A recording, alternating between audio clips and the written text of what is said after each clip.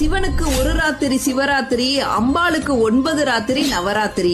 மகிஷாசுரன் அப்படிங்கிற அரக்கனை அழிப்பதற்காக அம்பாள் மகிஷாசுரனோடு 9 நாட்கள் போரிடுறா.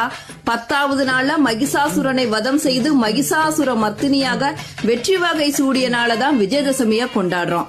புரட்டாசி அமாவாசைக்கு பிறகு வரும் அந்த 9 நாட்களை தான் நவராத்திரியா அம்மனை நினைத்து நம்ம வழிபடுறோம். நவராத்திரியில முதல் 3 நாட்கள் சக்தியை தரும் துர்க்கையாகவும், அடுத்த 3 நாட்கள் செல்வத்தை தரும் லட்சுமியாகவும், கடைசி 3 நாட்கள் கல்வி ஞானம் தரும் சரஸ்வதியாகவும் அம்பாளை வழிபடும் வழக்கம் இருக்கு. 9 நாட்களும் அம்மனோட ஒவ்வொரு அவதாரமாக அலங்கரிக்கப்பட்டு காட்சியளிப்பாள். நவராத்திரி பூஜை இரவு நேரத்துல தான் செய்யப்படும். இந்த பூஜை தேவர்கள் செய்வதாக கருதப்பட்டு இரவு நேரத்துல அம்பாளை வழிபடுகிறார்கள். இச்சாசக்தி, கிரியாசக்தி, ஞானசக்தி ஆகிய 3 சக்திகளையும் ஒரே சமயத்தில் பெறுவதற்காக செய்யப்படும் வழிபாடுதான் இந்த நவராத்திரி வழிபாடு.